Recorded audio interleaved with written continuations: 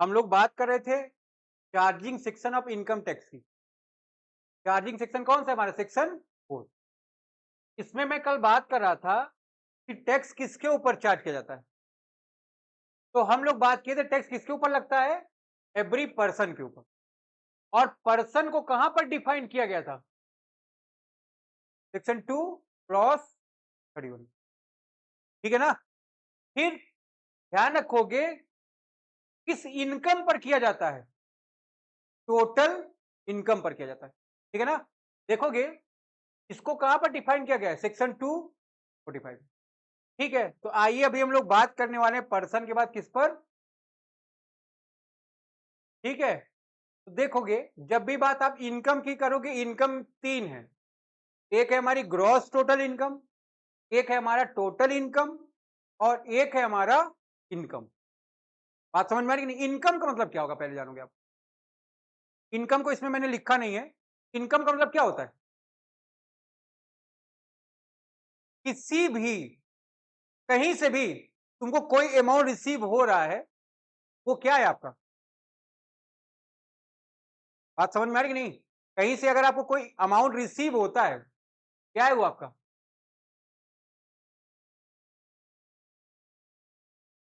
हमने क्या बोला? कहीं से भी रिसीव हो रहा है, क्या है वो हमारा? बात समझ में आ रही कि नहीं आ रही? फिर अब देखो, समस्या है कि आपको समझना है ग्रॉस टोटल इनकम क्या है, टोटल इनकम क्या है। देखो, इनकम का जो डिफिनेशन है बहुत बड़ा है, इसीलिए एक वर्ड में क्या है, कहीं से भी तुमको कोई भी अमाउंट मिला वो क्या है आपका। ठीक है ना? अभी हम लोग समझेंगे ग्रॉस टोटल इनकम क्या है। ठीक है ना? फिर समझेंगे टोटल इनकम क्या है। उससे पहले आप पहले ये जानो। देखो, सब लोग ये लिखो,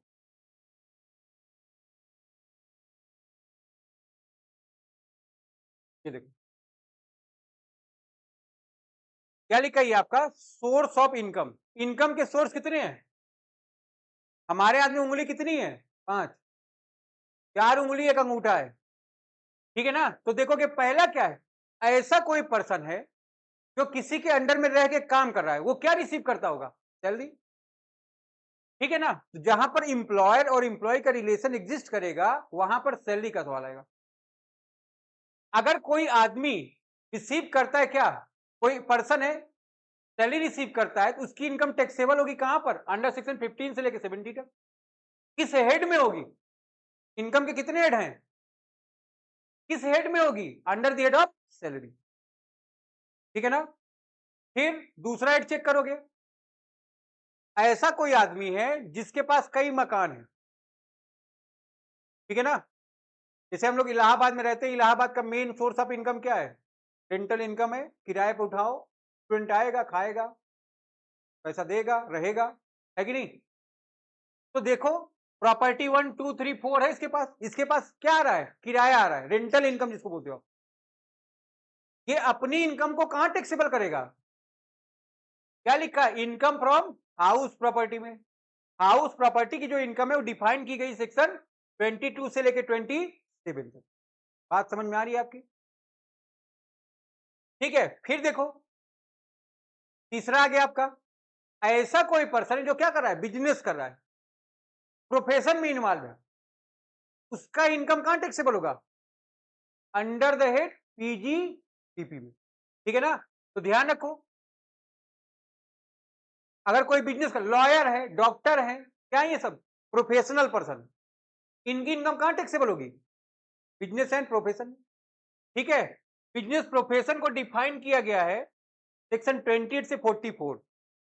जो आपके पेपर में वेटिंग ज्यादा किसकी रहेगी? इसी चैप्टर की रहेगी, और सबसे बड़ा चैप्टर रहेगा ये, 1 1.5 महीने का सिलेबस है इसका। फिर चौथा है, आपके पास क्या है?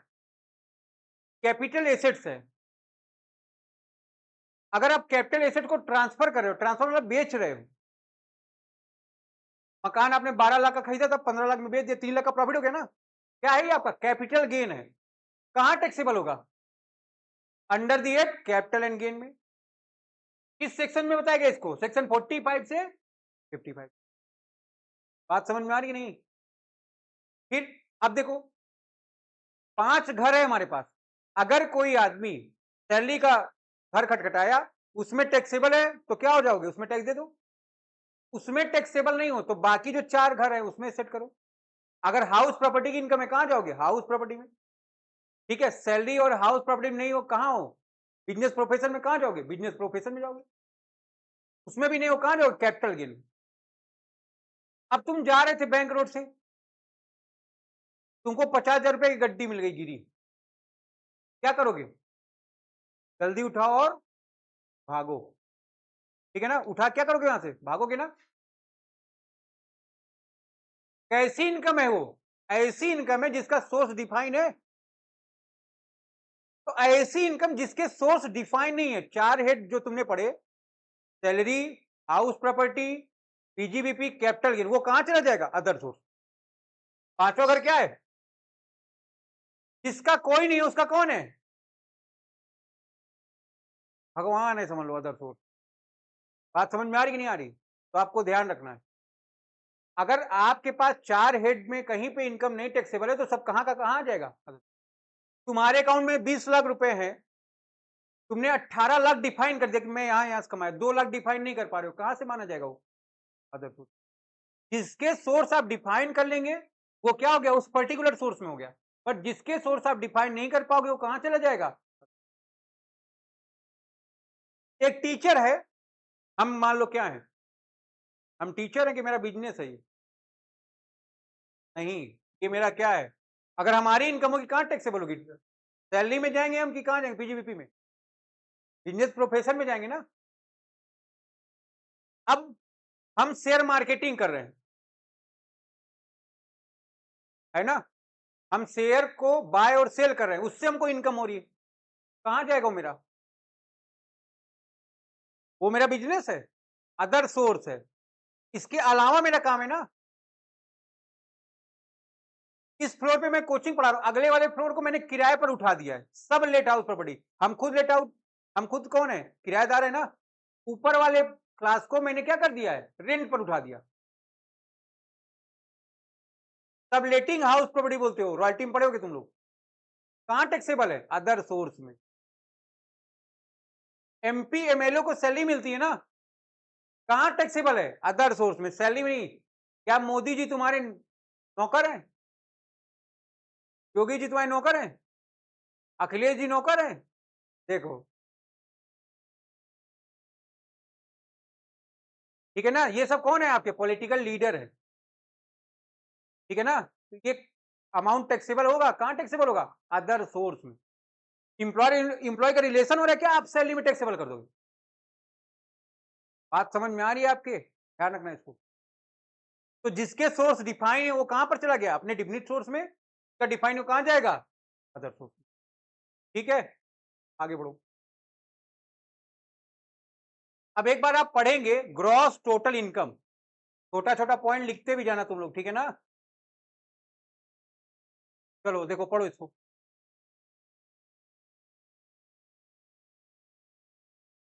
ग्रॉस टोटल इनकम क्या होता है,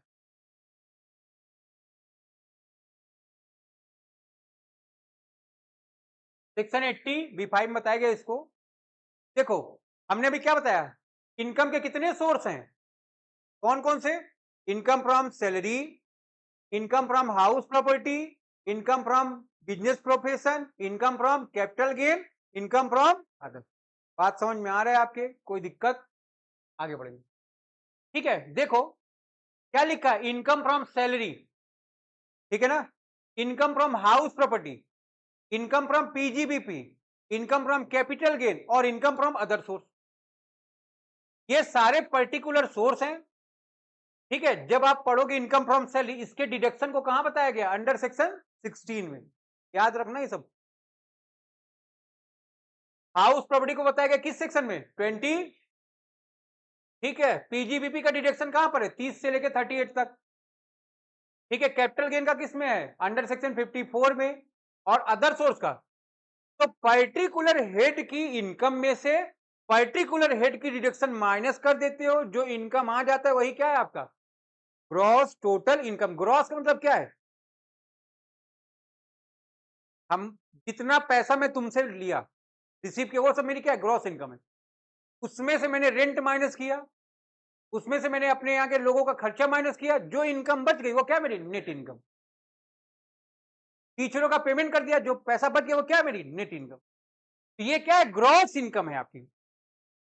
ठीक है, ग्रॉस इनकम कैसे आएगी, पर्टिकुलर हेड की इनकम में से पर्टिकुलर हेड की डिडक्शन माइनस करो, जो इनकम आ गई उसको टोटल कर दो, क्या हो गया ये आपका जीटीआई हो गया। क्या ये बात आपके समझ में आ रही है, पांचों घर के इनकम को ऐड कर दो, जो इनकम आई वही क्या हो गई जीटीआई। ठीक है,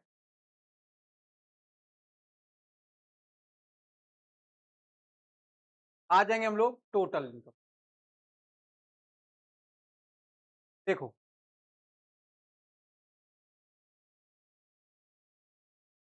अभी हमने तुमको यही पढ़ाया कि सैलरी को डिफाइन कहां से कहां तक किया गया है, सेक्शन 15 से 17 तक, हाउस प्रॉपर्टी को 22 से 27, ठीक है, पीजीपीपी को 28 से 44, कैपिटल गेन को 45 से 55, अदर सोर्स को 15।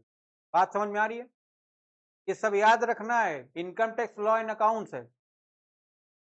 ठीक है, जितना सब्जेक्ट अभी तक तुम पढ़ लियो सबको अगर कंबाइन कर दो तो उसके बराबर रहेगी। ठीक है, तो ध्यान रखेंगे आप इसको, इन सबको मैंने ऐड कर लिया, क्या है ये हमारा, ये है ना जीटीआई, इसी को अभी जीटीआई तुम बोले थे। अब देखो थोड़ा सा क्लबिंग ऑफ इनकम, अभी इसका चैप्टर रहेगा वहां पर पढ़ेंगे, अभी बस तुम इतना जान लो।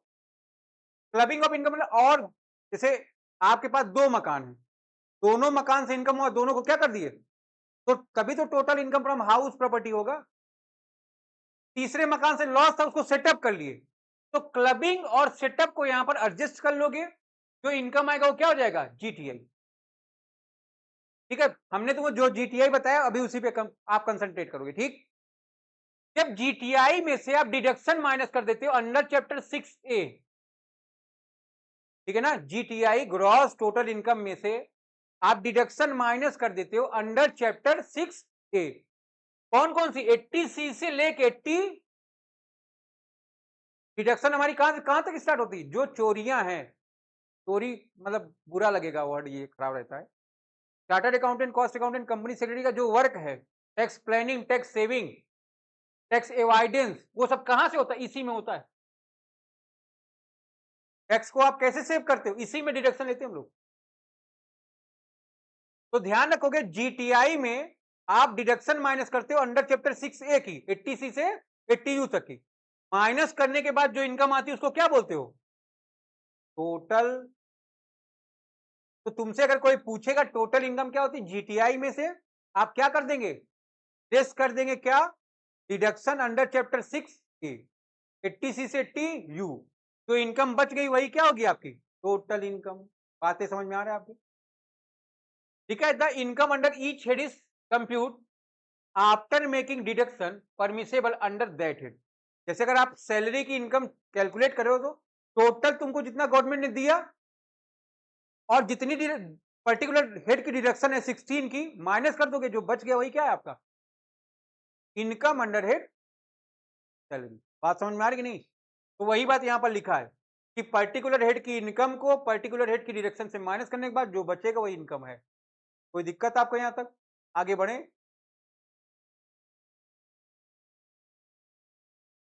तो यहां पर देखो आपकी दूसरी बात कंप्लीट हुई, ठीक है ना, दूसरी बात क्या थी हमारी, टोटल इनकम क्या है। पहली बात क्लियर किया आपने, पर्सन में कौन कौन आता है, पर्सन में कितने आगे, 7, एन इंडिविजुअल, एचयूएफ, फिर कंपनी, फर्म, एओपी, बीओआई और एनी एजेपी, यही थे ना 7। फिर टोटल इनकम में क्या था, पांचों हेड की इनकम में से डिडक्शन माइनस कर दिए, कौन सी, अंडर चैप्टर 6 से 80C से 80। अब आगे बढ़ोगे, तीसरी बात यहां देखो, टैक्स किसके ऊपर लगता है, पर्सन के ऊपर, किस इनकम पर, टोटल इनकम पर, कब लगता है, प्रीवियस ईयर का मतलब क्या होता है, देख लो प्रीवियस ईयर का मतलब, पेपर में आपके प्रीवियस ईयर से एक लॉन्ग क्वेश्चन भी आता है, ठीक है ना, कि एक्सेप्शन क्या है प्रीवियस ईयर के, ये सब आपको पूछना पड़ता है।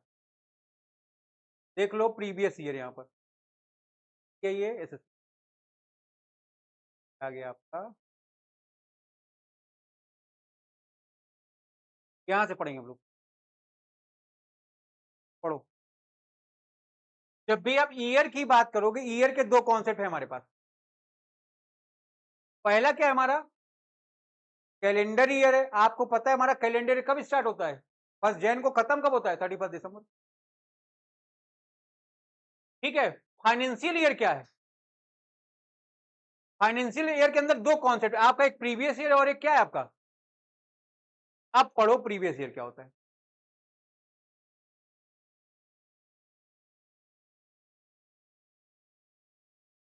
पढ़िए।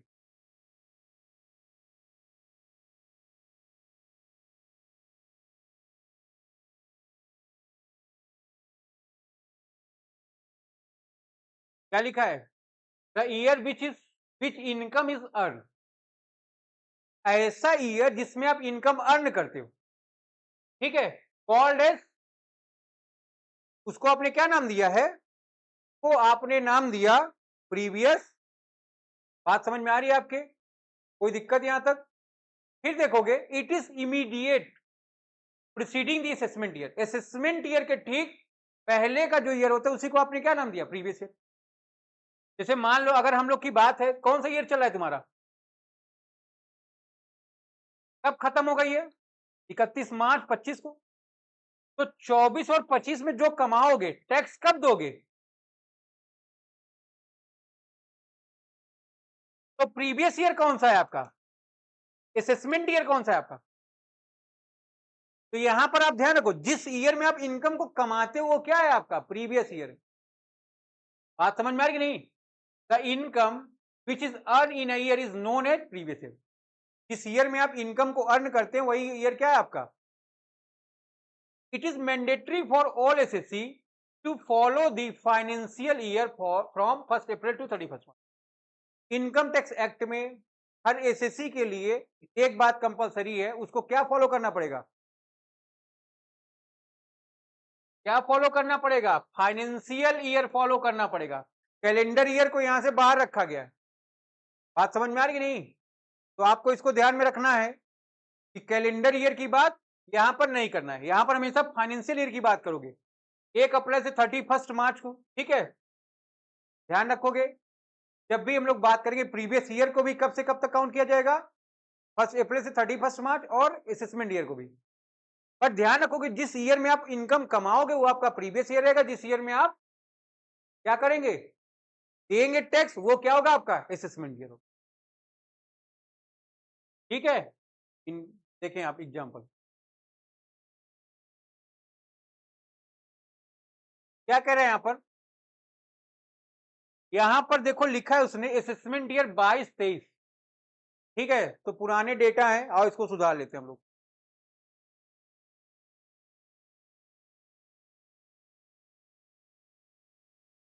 आ जाओ, लिख लो। असेसमेंट ईयर क्या है हमारा? मान लो 25-26, तो प्रीवियस ईयर क्या हो जाएगा? बात समझ में आ रही है आपके? ठीक है, यहां तक नोट कर लीजिए।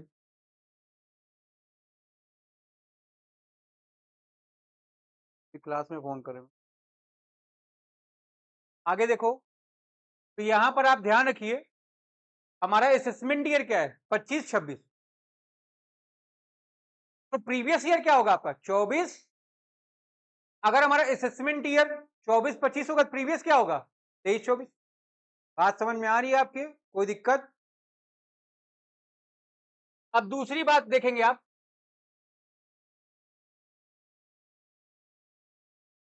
बातें मत करो, इधर ध्यान दो सब लोग। देखो भाई, ये डायग्राम देखो।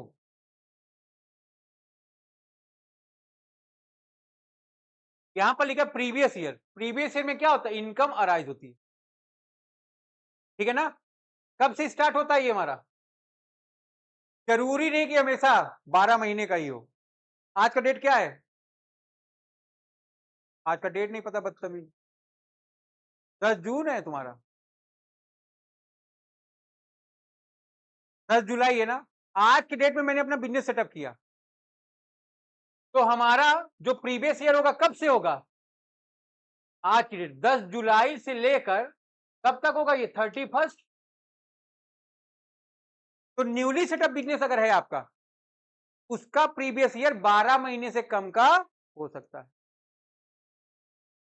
कंटिन्यूअस बिजनेस है, असेसमेंट ईयर हो चाहे फाइनेंशियल ईयर हो, सॉरी चाहे आपका प्रीवियस ईयर, दोनों क्या होगा हमेशा 12 महीने का होगा।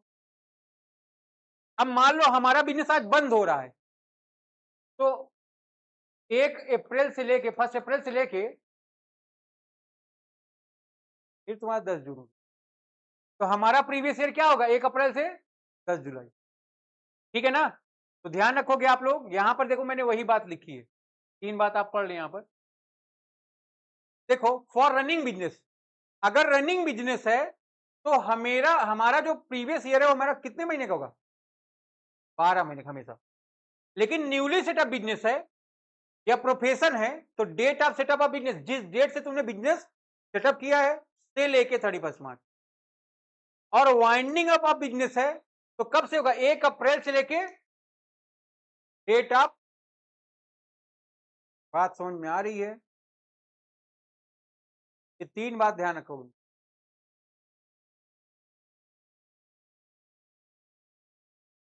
ये बात समझा तुमने?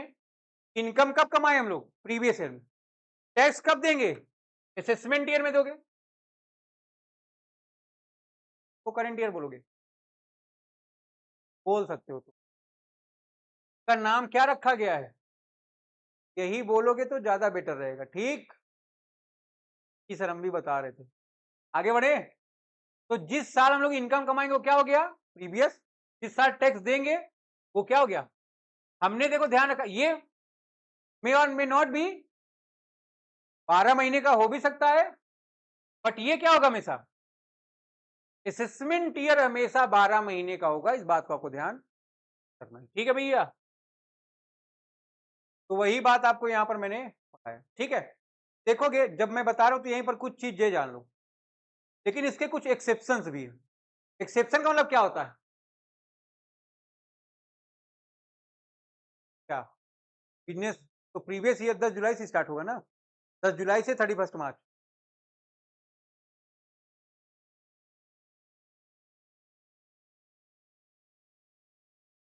असेसमेंट ईयर हमेशा 12 महीने का। इनकम कब एसेस होगी, अब आज ही बंद कर दो तुम, रिटर्न कब भरा जाता है तब, फिर ध्यान रखो ना उस बात को। पढ़िए एक्सेप्शन पढ़िए,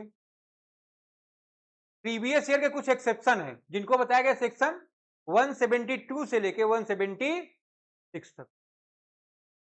इसका क्लास छूटा होगा, कल एक क्लास हुआ है और अपलोड है, उसको देख लेना वहां से फिर क्लास करना। ठीक है, पढ़ो इसको आराम से लोगों।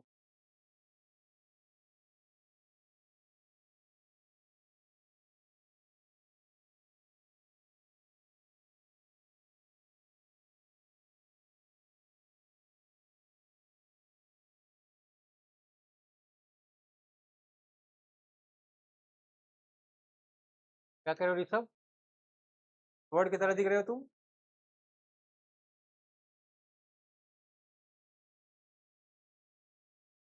देखो भाई, पहला exception of general rule that income of the previous year is tax in its assessment year. हमने आपको क्या पढ़ाया, प्रीवियस ईयर की इनकम कब टैक्सेबल होगी असेसमेंट में। यहां पर एक्सेप्शन क्या है, ये ऐसे केस हैं जब प्रीवियस ईयर की इनकम को आप प्रीवियस ईयर में ही टैक्स लगा दो। बात समझ में आ रही नहीं आपको। देखो, income of a non resident SSC from shipping business, section किसमें बताया गया 172। नॉन रेजिडेंट मतलब क्या हो गया, मतलब वो इंडिया का नहीं। क्या लिखा है यहां पर, NRI, non resident Indian. Yes, okay, पूरी इंग्लिश बोलो फिर तुम आज, नहीं आती है। ध्यान रखो, ये कौन है, वंशिका। ठीक है ना, हाँ ठीक है ना, लोग बिजनेस मैन होते थे तो यहाँ पर क्या हो गया, वुमेन इंपावरमेंट का एज है ना। अब ध्यान रखोगे, इसका क्या है, शिपिंग बिजनेस है।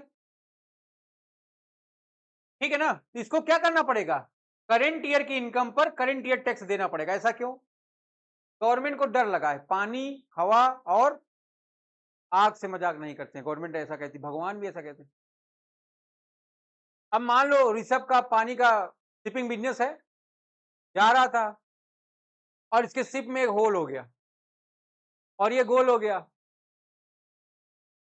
तो गवर्नमेंट के रेवेन्यू का लॉस हो गया कि नहीं हो गया? गवर्नमेंट बोला सुनो बेटा, तुम रहो या जाओ, बट हमारा पैसा दे के जाओ, ठीक है ना? तो ध्यान रखोगे, इसीलिए गवर्नमेंट को डर लगा है ना कि हमारा पैसा क्या है, डूब सकता है। इनको पोर्ट छोड़ने का इजाजत कब तक गवर्नमेंट नहीं देती, जब तक कि ये उसका टैक्स मतलब पेमेंट ना कर दे। बात समझ में आ रही कि नहीं? ध्यान रखोगे इस बात को। तो अगर कोई एनआरआई है, वो शिपिंग बिजनेस में इन्वॉल्व है, तो उसको क्या करना पड़ेगा, अपने करंट ईयर की इनकम पर करंट ईयर में टैक्स देना पड़ेगा, ठीक है भाई? पहली बात है। दूसरी बात देखो,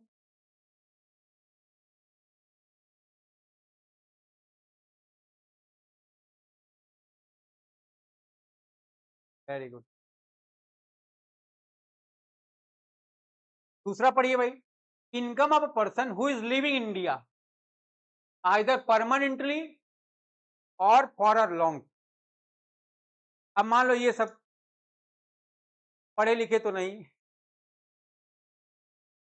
और इंडिया में क्या है, जॉब भी कम है। जैसे आजकल देखो, यूएस सीएमए, सीएमए हो, 2 पेपर और भर दो, 2 पेपर दो, यूएस सीएमए हो जाओगे, भाग जाओ विदेश, अच्छा पैकेज है, डॉलर में पैसा मिलेगा, इंडिया में डॉलर महंगा है। सीएमए लंदन, एसीसीए का आजकल कोर्स बहुत बढ़ गया है, लेकिन हमको करना क्या है, बैंकिंग है ना, तो समस्या यही है ना, आप लोग अगर प्राइवेट सेक्टर में जाएंगे तो पैसे बहुत हैं, लेकिन काम भी बहुत है, और आप लोग काम करना नहीं चाहते। आपका वही नारा है ना, काम से कभी डरना नहीं और काम कभी करना नहीं। बात समझ में आ रही कि नहीं? यही समस्या है। तो यहाँ पर क्या कह रहा है, ऐसे लोग जो इंडिया छोड़ के जा रहे हैं, क्यों छोड़ रहे हैं? जो आपका पर्पज हो सकता है, परमानेंट सेटल हो जाए, प्रियंका चोपड़ा बन जाओ, ऐसा कोई उधर ही देखता लो, सेटलमेंट हो जाए, ठीक है ना? तो ध्यान रखोगे, क्या कर रहे हो तुम, जा रहे हो तो गवर्नमेंट देखते हो कि नहीं, जब हम लोग का वीजा बना होता है तो तुम्हारे नजदीकी थाने में तुम्हारा मांगा जाता है कि नहीं, वेरिफिकेशन आओ कराओ। वेरिफिकेशन क्या होता था, कहीं तुम टैक्स की चोरी तो नहीं किए थे? बात समझ में आ रही नहीं? इस पर्पज से क्या किया जाता है, वेरिफिकेशन किया जाता है, ठीक है ना? तो वो वेरिफिकेशन क्या बताता है कि ये आदमी ईमानदार है, तो क्या करिए, आप पासपोर्ट दे दीजिए। हाँ हाँ, तुम्हारे टाइप के लोग रहेंगे तो इसी तरह, ठीक है? तो देखोगे फिर क्या करना है, अगर कोई आदमी जो परमानेंट या लंबे समय के लिए छोड़ रहा है, तो क्या करना पड़ेगा, उसको अपनी करंट ईयर की इनकम में करंट ईयर में टैक्स। बात समझ में आ रहा है आपके? बहुत अच्छा है ऋषभ, लास्ट ईयर है, बस कायदे से तुम निकल जाओ, गंगा नहाऊं मैं भी। इधर देखोगे, income of bodies for a short duration, ऐसी कोई बॉडी जिसका फॉर्मेशन क्यों किया गया है, शॉर्ट ड्यूरेशन के लिए। कुंभ मेला आ रहा है, ठीक है ना? इन सब ने मिलकर चाट फुल्की का ठेला लगाने के बाद ठेका ले लिया 2 महीने का, देखते हो ना, वहां डबल रेट चलता है फिर। अब 2 महीने इनका काम हुआ, फिर अगले साल कुंभ मेला आएगा, और अब की तो क्या है, महाकुंभ लगना है ना, तो क्या हो जाएगा, 2 महीना में तो ये लोग कमा चुके अपना, एक भागने लगे, तो गवर्नमेंट क्या बोला, बेटा भागो मत, हमारा भी पैसा क्या करो, और क्या, तुम्हारा सलोरी का ठेला थोड़ी है कि कहीं भी खड़ा कर लिए। बात समझ में आ रही कि नहीं? ध्यान रखोगे यहाँ पर। तो गवर्नमेंट नंबर रखा है, जीएसटी नंबर सब कुछ रखा है कि नहीं रखा है? तो क्या करना पड़ेगा, अगर आप शॉर्ट ड्यूरेशन के लिए उसका स्टेब्लिशमेंट किए हो, तो क्या करना पड़ेगा, जैसे ज्वाइंट वेंचर है, कंसाइनमेंट पड़े होगे आप, इस तरह का जो पार्टनरशिप होता है, कब वो कितने समय के लिए होता है, शॉर्ट ड्यूरेशन के लिए होता है। खाद नहीं मिल रही है, गवर्नमेंट क्या कर रहा है, इनके माध्यम से बेच रहा है। ये कौन है, बहुत बड़े डीलर है, डीलर का मतलब फेंकने वाले नहीं है, बिजनेसमैन। हाँ, तुम्हारी तरह नहीं फेंकने वाले। बात समझ में आ रही कि नहीं? आगे बढ़ो। तो इनको भी क्या करना है भाई, करंट ईयर के इनकम पर करंट ईयर में टैक्स।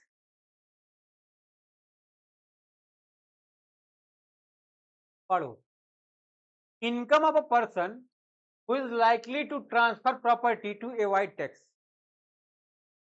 है ना? ये खुशी, क्या सपम सरकार बन गया, है ना? अभी हमने इसको देखा था। अब इसके पास बहुत पैसा है, तो बहुत पैसा है तो टैक्स भी तो बहुत देना पड़ेगा ना। इसने क्या किया, कुछ अनन्या का नाम ले लिया, कुछ उस गरीब के नाम, कुछ उस गरीब के नाम, कुछ तुम लोग गरीबों के नाम ले लिया।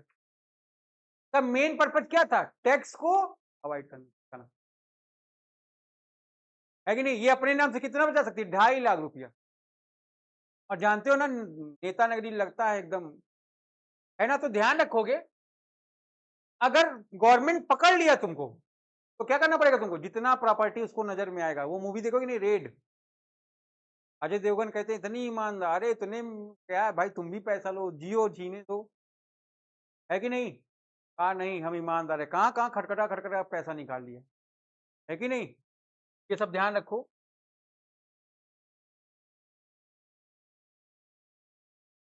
आगे बढ़े हम लोग, तो ध्यान रखोगे प्रॉपर्टी अगर आप ट्रांसफर करो, जिसका मेन एम क्या है, टैक्स को अवॉइड करना, तो क्या हो जाएगा, और गवर्नमेंट इस बात को पकड़ लिया तो क्या हो जाएगा भाई, आपके ऊपर जो भी इनकम पकड़ में आई उसके उस इनकम पर आपको करंट ईयर में टैक्स पे करना पड़ेगा, ठीक है? ध्यान रखो ये सब बातें। इनकम ऑफ डिसकंटिन्यूड बिजनेस, क्या ये ऐसा बिजनेस जो बंद हो गया है, अब ऋषभ अपना बिजनेस करा था, बंद कर दिया, इसने एनओसी नहीं लिया, भाई जीएसटी नंबर लोगे तुम, सब कुछ लोगे कि नहीं लोगे? और बिजनेस बंद नहीं करोगे तो क्या होगा, टैक्स लाइबिलिटी बनी रहेगी। बात समझ में आ रही नहीं? उसका इंपैक्ट क्या पड़ेगा, आपको गवर्नमेंट को पे करना पड़ेगा। या मान लो हम क्या करें, करेंट ईयर में बिजनेस बंद कर रहे हैं आज की डेट में, तो गवर्नमेंट करे अब तो तू बिजनेस करेगा नहीं, तो पकड़ में आएगा कैसे? एनओसी दे रही है, तो एनओसी देने के पहले क्या करती है, पहले हमारा पैसा आप क्या करिए, ठीक है ना? तो ध्यान रखो, ऐसा कोई बिजनेसमैन है जो अपने बिजनेस को उस ईयर में बंद कर, आज के डेट में मैं अपनी कोचिंग बंद कर दूं, क्या करना पड़ेगा, गवर्नमेंट के जितने ड्यूज हैं क्या कहेगी, बेटा दो फिर जाओ, ठीक है? तो ध्यान रखना है, इनकम ऑफ डिसकंटिन्यू बिजनेस, ठीक है ना? अंकित है ये कि क्या, एक मिल्क डेयरी, ठीक है ना? इसका देखो एक स्लोगन है, सबके सेहत का रखवाला, अंकित ग्वाला है, इसका बिजनेस क्लोज हो रहा है, ठीक है? जहां अंकित की जगह हम लोग क्या नाम लिख दें, ऋषभ ग्वाला, सबके सेहत का रखवाला, ठीक है ना? इसका बिजनेस क्या है, क्लोज हो जा रहा है, ठीक है? तो गवर्नमेंट क्या करेगा, इसको आइडेंटिफाई करेगा, भाई आप क्या करिए, हमारे भी पेमेंट को नजरअंदाज, ठीक है ना? ध्यान रखोगे, ठीक? यहां तक कोई समस्या आपको? तो ये बात है एक्सेप्शन की, ठीक है? तो यहां पर देखोगे टैक्स किसके ऊपर चार्ज हुआ, आपने पढ़ा पर्सन के ऊपर, पर्सन की डिफिनीशन आपको पढ़ाई, किस इनकम पर लगा, टोटल इनकम पर, तो आपको मैंने इनकम भी बताया, जीटीआई बताया, ग्रॉस टोटल इनकम बताया और टोटल इनकम बताया। प्रीवियस ईयर क्या था, ये बात क्लियर हो गई। अभी ये बात करें कब टैक्स लगता है, बताओ भाई, ये अपना हैज 2.5 लाख रुपया नहीं कमा पाता, 2,40,000 कमाता है, इसके ऊपर टैक्स गवर्नमेंट लगा सकती है? 2,49,999 रुपए इस साल इसने कमाए, टैक्स लगेगा? 2,50,000 कमा लिया, लगेगा? ठीक है ना? तो ध्यान रखो कब लगता है, exceed the maximum taxable limit, तो हमारी लिमिट क्या है भाई, 2.5 लाख, हमने बताया था ना उस दिन, जरूरी नहीं 2.5 लाख हो। तो आओ हम लोग अभी पढ़ते हैं लिमिट के बारे में, ठीक है ना?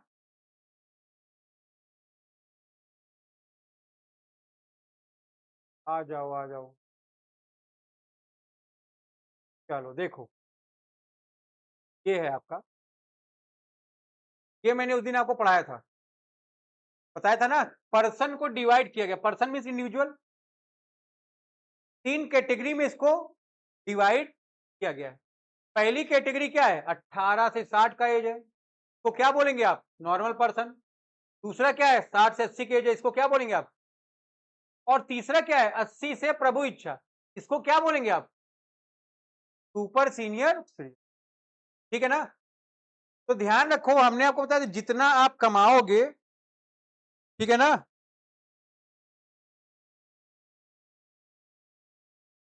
क्या कह रहा है ये? कह रहा है कि देखो भाई, जितनी ज्यादा आप इनकम कमाते जाओगे उतनी ज्यादा आप टैक्स पे करते जाएंगे। तो पहला हम लोग इसमें बात कर रहे थे, अगर कोई नॉर्मल सिटीजन है, नॉर्मल सिटीजन कौन होता है? जिसका एज कितना है 18 से 60, ठीक है ना?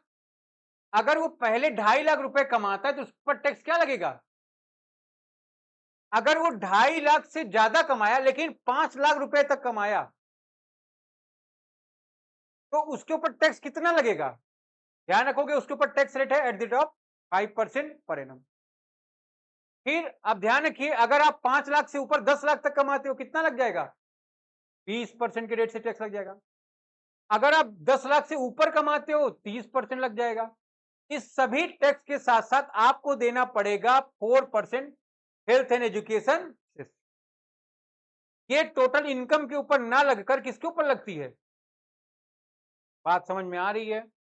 तो ध्यान रखोगे, इस सबको आप जब टोटल पे करेंगे, गवर्नमेंट को बोलते हो टोटल टैक्स। बात समझ में आ रहा है? कोई दिक्कत? आगे बढ़े। ये हमारा केस नंबर 2, पढ़ो।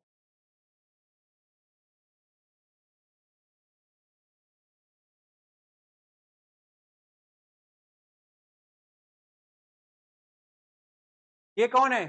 सीनियर सिटीजन है। अगर ये 3 लाख रुपए कमाते, बीईएल का मतलब बेसिक एग्जेम्पशन लिमिट, ठीक है ना? तो ध्यान रखोगे, ये 3 लाख रुपए कमाए, क्या हो गया इस पर टैक्स? और ये 3 लाख से ऊपर कमाया 5 लाख तक, तो कितना लगा? तो कहने का मतलब देखो, अगर 5 लाख रुपए तक कमाओगे तो रेट ऑफ टैक्स क्या है? 5%। ठीक है ना? अगर 5 लाख के ऊपर 10 लाख रुपए तक कमाते हो, रेट क्या है आपकी? सेम है कि नहीं? और 10 लाख के ऊपर जैसे ही जाओगे, रेट क्या है? और यहां पर भी उसी तरह सेम है, 4% हेल्थ एंड एजुकेशन सेस आपको पे करना है, जो कि टोटल टैक्स लाइबिलिटी पे होगा। अभी मैं कैलकुलेशन करा के आपको बता दूं। यहां तक कोई समस्या है, आप बता सकते हो? देखो, जब आप इस उम्र में आ जाते हैं, दवा का खर्चा, दारू का खर्चा बढ़ जाता है। यस, तुम्हारे लिए तो दारू का खर्चा बहुत ज्यादा है बेटा। तो यहां पर देखोगे 50,000 गवर्नमेंट ने क्या कर दिया? एडिशनल छूट दे दिया, पीओ और जियो। ठीक है ना? आगे बढ़े। यहां पर देखिए आप, यहां पर देखो भाई साहब, यहां तक जाने के लिए बड़ी मेहनत करनी पड़ती है। यहां तक जाने के लिए क्या करना पड़ता है? पहले से जो इच्छाएं उसको नियंत्रित करनी पड़ती है ना। यहां पर देखो, सुपर सीनियर सिटीजन, ये क्या बोला? अगर 5 लाख तक कमाए तो टैक्स क्या है? इनके ऊपर 5% एप्लीकेबल ही नहीं है। ज्यादा बुढ़े हो जाओगे, ज्यादा दवाइयां लगती हैं।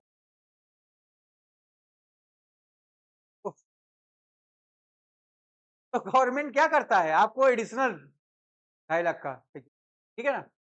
फिर 5 लाख के ऊपर गए और 10 लाख तक, तो रेट वही है 20%, और 10 लाख के ऊपर क्या है? 30%। ठीक है, यहां पर भी अगर आप ध्यान दो, हेल्थ एंड एजुकेशन से सेम एज लग रहा है, किसके ऊपर? Total tax liability. बात समझ में आ रहा है? ठीक है, तो ये है हमारी लिमिट। इसके अलावा जरा आप देखो, ये वहां तक अगर गवर्नमेंट लेती तो हम लोग दे देते ना। गवर्नमेंट बहुत ज्यादा लेती है। जरा देखो कितना ले रही है। बैग वैग बेचारी लगा, ठंडी ना। जरा देखो तो भूखे हैं, कितना ठंडा मिले। आगे देखो, sir charge applicable on total tax liability. Sir charge क्या होता है? बताओ भाई। सर चार्ज, सर है ना ये, इसके ऊपर क्या लगा दो? इनकम का एक लिमिट है। क्या बोला? अगर total income more than 50 lakh but up to ₹1 crore, 50 lakh तक कमाए तब तो ठीक है। जैसे तुम 50 लाख से ज्यादा कमाए, गवर्नमेंट बोला अरे बाप रे, ये तो ढेर कमा रहा है रे। तो गवर्नमेंट क्या बोला? ये कौन है? बड़ा आदमी हो गया है। बड़ा आदमी, तो बड़ा आदमी को मारा उसने और बोला चलो पैसा दो। ठीक है, तो अगर तुम 50 लाख से लेके 1 करोड़ रुपए तक कमाए तो तुमको देना पड़ेगा, क्या देना पड़ेगा? टैक्स लायबिलिटी गधों, सरचार्ज देना पड़ेगा। क्या देना पड़ेगा? मतलब वो टैक्स तो गवर्नमेंट ने लिया, टैक्स के अलावा भी टैक्स ले रही हो और ले रही है। किसके ऊपर? इनकम के ऊपर नहीं, टोटल टैक्स लायबिलिटी के ऊपर। ठीक है, अब देखो इसने कमाया, कितना कमाया? 1 करोड़ से ज्यादा, लेकिन 2 करोड़ तक। तो गवर्नमेंट बोला इसको और मारो। ठीक है ना, तो ये क्या, 1 मिनट। हाँ,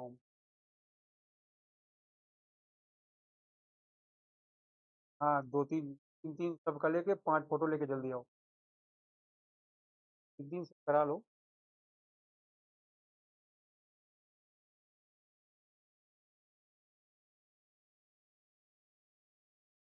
25 से 30 लगेगा। ठीक है, आना भी, सर बैठेंगे, बात करा देंगे।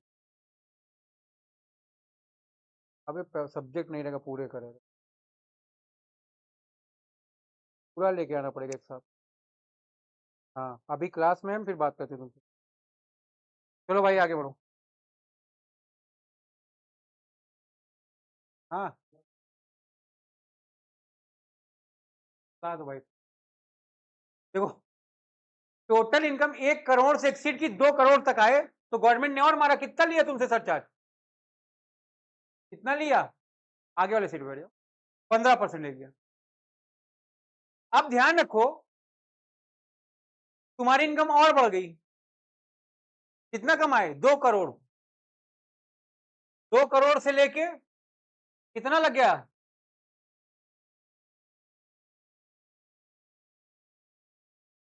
जीरो तो लग रहा है। और 5 करोड़ के ऊपर में अमेंडमेंट भी आ गया। अब मैक्सिमम क्या हो गया हमारा सरचार्ज? 25%। ठीक है ना? ठीक है, तो ध्यान रखोगे इसमें तुम लोग। देखो, कुछ स्पेशल इनकम है हमारी। ठीक है ना? कुछ हमारी क्या है? Special income. ठीक है, स्पेशल इनकम का मतलब क्या होता है? जैसे कैपिटल गेन को आप स्पेशल इनकम ट्रीट करते हैं, क्योंकि वो क्या है, आपको कैपिटल एसेट बेचने के बाद मिलती है। लिखा है, जो इनकम होगी कैपिटल गेन की, वो दो तरह की होती है। एक होती है आपकी शॉर्ट टर्म कैपिटल गेन, दूसरी होती है आपकी, शॉर्ट टर्म कैपिटल गेन भी दो तरह का, एक है स्पेसिफाइड इन सेक्शन 111A, याद रखोगे इसको।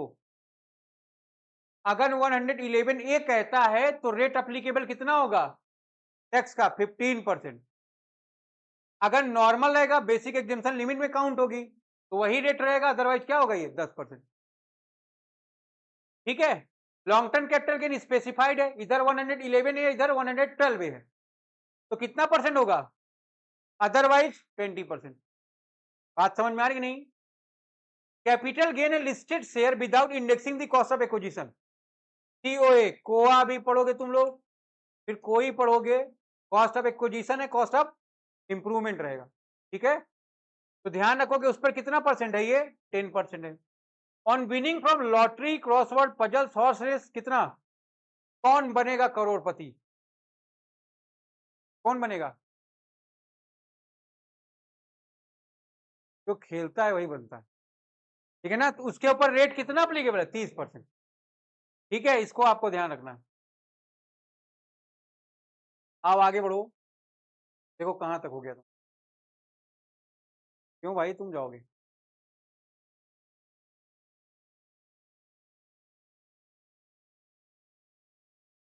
तो ये हम लोग जो बात की, किसकी बात थी? Maximum taxable.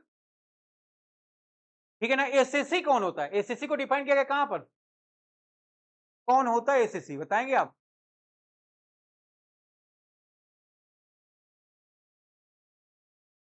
बताओ, ऋषभ खड़े हो जाओ, एसएससी कौन होता है?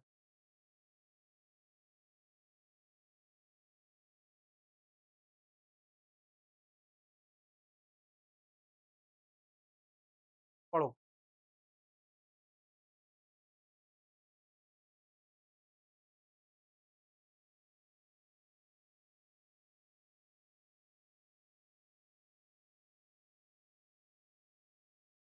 पढ़ा सब लोगों ने? क्या पढ़ा? ठीक है, any person who is liable to pay tax, ऐसा कोई पर्सन जो लाइबल है क्या पे करने के लिए? टैक्स में क्या क्या इंक्लूड है? क्या क्या इंक्लूड है? और क्या है? एनी अदर सम। ठीक है ना? मतलब कहने का, अगर कोई पर्सन इनकम टैक्स के अंतर्गत किसी भी तरह का अमाउंट पे करता है, वो क्या कहलाता है? ठीक है, देखोगे ये तो ऐसे आपको शॉर्ट में बताया गया, ये एसएससी डिग्री पढ़ेंगे आप उसको। क्या लिखा है? SSC means point number 1, a person to by whom any tax और any other sum of money is payable under this act. Income tax act के अंतर्गत कोई आदमी क्या कर रहा है? कोई टैक्स पे कर रहा है या अदर सम ऑफ मनी, कोई पैसा पे करे, वो क्या कहलाएगा? एसएससी कहलाएगा। दूसरी बात क्या है? Every person in respect of whom any proceeding under this act has been taken for the assessment. ऐसा कोई आदमी है जिसके ऊपर इनकम टैक्स अथॉरिटी ने असेसमेंट का कार्रवाई कर दिया। ठीक है ना? अब वो कार्रवाई किससे रिलेटेड है? उसके इनकम या उसके लॉस या कोई अमाउंट उसको रिफंड होना है, वो कौन है? बात समझ में आ रही कि नहीं आ रही? ऐसा कोई पर्सन, ठीक है ना, जिसकी प्रोसीडिंग चल रही है, किससे रिलेटेड? असेसमेंट से। असेसमेंट किसका होता है? इनकम या लॉस का या रिफंड का। ठीक है ना? फिर अ person who is accessible in respect of income और लॉस ऑफ अनदर पर्सन। उसी वरी अब हम जाएंगे कहां? वृंदावन। अब हमारा दुनिया से कोई, ठीक है ना, ये सारा प्रॉपर्टी उठा किसको दे दी? हाँ, सब दे दी इसको उठा। तो ध्यान रखोगे, अब क्या उसके ऊपर टैक्स लग सकता है क्या? सब कुछ किसका हो गया? किसके ऊपर टैक्स लगेगा? इसके ऊपर किसका टैक्स लगेगा? ठीक है ना? तो ध्यान रखोगे, अगर किसी पर्सन के ऊपर एसेसेबल हो रहा है किसी इनकम का टैक्स, अब वो इनकम किसकी है? किसी दूसरे पर्सन की। वो पर्सन जो पैसा दे रहा है वो कौन कहलाएगा? एसएससी का। बात समझ में आ रहा है? पढ़ो आगे का। Every person who is deemed to be an assessee under any provision of this act. जा रही थी, जबरदस्ती चलान तोड़ दी, रेड लाइट क्रॉस कर दी, तो गवर्नमेंट क्या करेगा इसके ऊपर? ठीक है ना? तो उसी तरह यहां करें, every person who is deemed, जो मान लिया जाएगा एसएससी, ठीक है, किसी भी प्रोविजन के अंतर्गत, इस एक्ट के अंतर्गत या इस एक्ट के किसी प्रोविजन के अंतर्गत अगर आपको मान लिया गया एसएससी, आपको देना ही देना है। आप कौन है? क्यों? क्योंकि पेमेंट करना है। किसका करना है?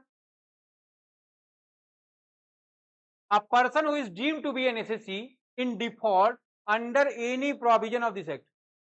गलती से एक का नाम था खुशी, एक का नाम था दुखी, दुखी वाले का टैक्स खुशी के ऊपर आ गया, बोला गया वो दुखी है, तुम खुशी खुशी पे करो उसका टैक्स, तो क्या हो गया? डिफॉल्ट हो गया कि नहीं? मान लो एक का नाम अनन्या है, एक का नाम मान्या है, तो मान्या का अनन्या के ऊपर आ गया, अनन्या का मान्या के ऊपर, ठीक है, तो क्या हो गया? डिफॉल्ट। गलती होगी कि नहीं? इस गलती से, भूल चूक से, ठीक है, एक बार आएगा तब समझ। हाँ, बिल्कुल। हाँ, तो बाद में क्या करोगे? इसको सही करा सकते हो ना तुम।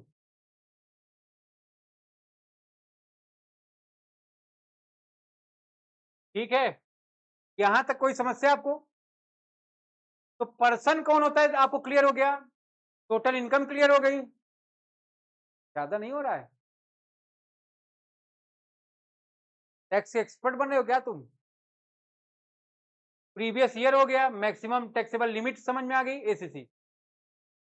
ठीक है ना? Chargeable to income tax at the rate और रेट्स, अभी मैंने आपको रेट और रेट्स बताई, 5%, 20%, 30%, 4% से सरचार्ज। ठीक है, अभी और है, अभी इकट्ठा बता देंगे तुम लोग पागल हो जाओगे। तो क्या किया जाएगा? धीरे धीरे धीरे धीरे स्लो पॉइजन दिया जाएगा तुम लोग को। ठीक है ना? अभी ज्यादा पढ़ा देंगे, बहुत टफ है। अभी जाके आज ही किताब उताब खरीद लोगे। तुम नहीं हो ना, तुम बेटा ज्यादा बदतमीज टाइप के हो, बाकी सब तो बुद्धिमान है ना। अब देखो कि ये सारी रेट कहाँ बताई जाती है, फाइनेंस एक्ट कब पास किया जाता है, हर साल, ठीक है ना। कब कब टैक्स लगाया जाएगा, असेसमेंट ईयर अभी आपको बताया गया था ना, आज जो प्रीवियस बताया गया था उसके आगे देख लो इसे।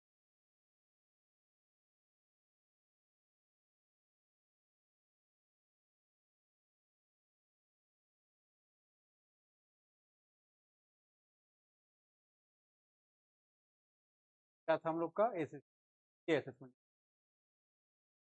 पढ़ो आप उसको।